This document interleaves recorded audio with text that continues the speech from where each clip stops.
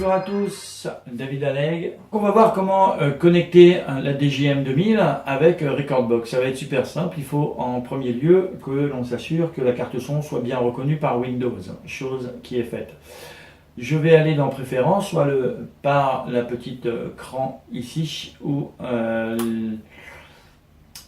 l'onglet Préférences, et je dois voir apparaître DJM 2000 Nexus. Voilà, le périphérique ASIO. Ça, c'est pour la sortie Windows, la périphérique sortie Windows. Je vois bien que Windows reconnaît. Alors souvent, le problème est que Windows ne reconnaît pas la carte son, la DJM 2000, sur l'un des ports USB. Donc essayez de changer de port USB et ça devrait, voilà, il devrait normalement voir la carte son sans problème.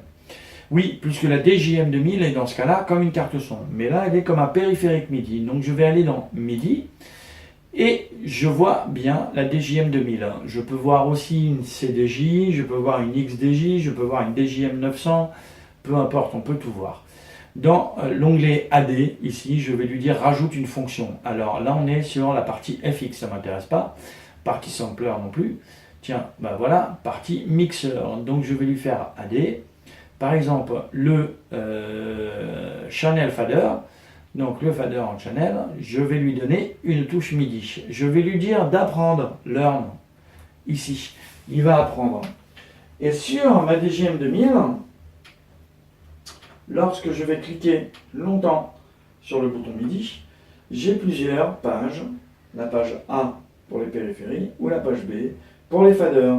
Je vais lui dire, et ben voilà, je veux que ce fader-là, ce soit mon track 1. Je vais ensuite lui dire, rajoute-moi le fader de la voix numéro 2 que je vais sélectionner là, 2, 3, 4 ou 5 decks. Et je vais lui dire, ça va être celui-là dans Recordbox.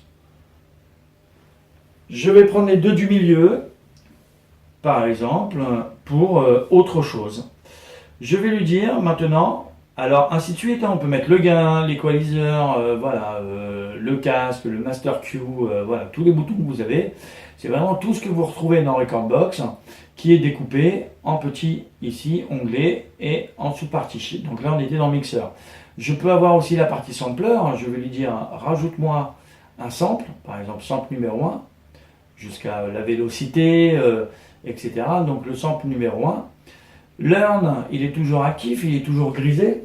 Et je vais passer sur une autre page, par exemple la page numéro C, où je vais lui dire, voilà, c'est ce sample ici. Donc j'ai appuyé sur le bouton et ça a tout de suite modifié mon Recordbox. Je vais lui dire maintenant, je veux un autre sample, le sample numéro 2 par exemple, et je vais le mettre sur le 3, etc., etc.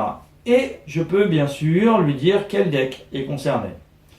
Pareil pour la partie FX, partie pad, donc je peux lui dire, moi, les pads, le hot Q, si je branche un hot Q, le 1, en mode learn, le hot Q sera par exemple, le hot Q sera ici. Donc je vais avoir un premier hot Q, allez, un deuxième hot Q, etc., etc. Alors j'ai rien préparé parce que j'ai mis une version de Recordbox pour qu'il y ait le mode performance, parce que j'utilise principalement que les platines. Donc normalement, lorsque je vais bouger, je vois bien que Recordbox bouge très très bien. Également ici, bouge au niveau des faders.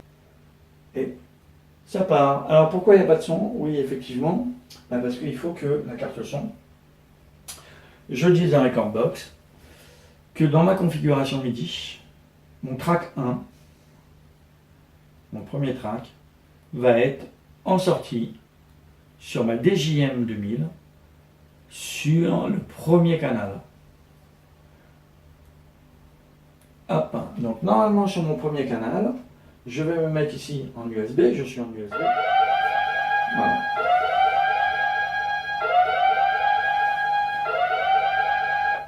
Et là, j'ai le son je lance et j'éteins.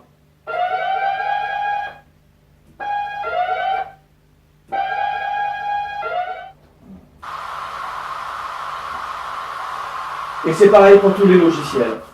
On peut brancher la DJM 2000, le pavé tactile, sur Ableton. On verra ça plus tard.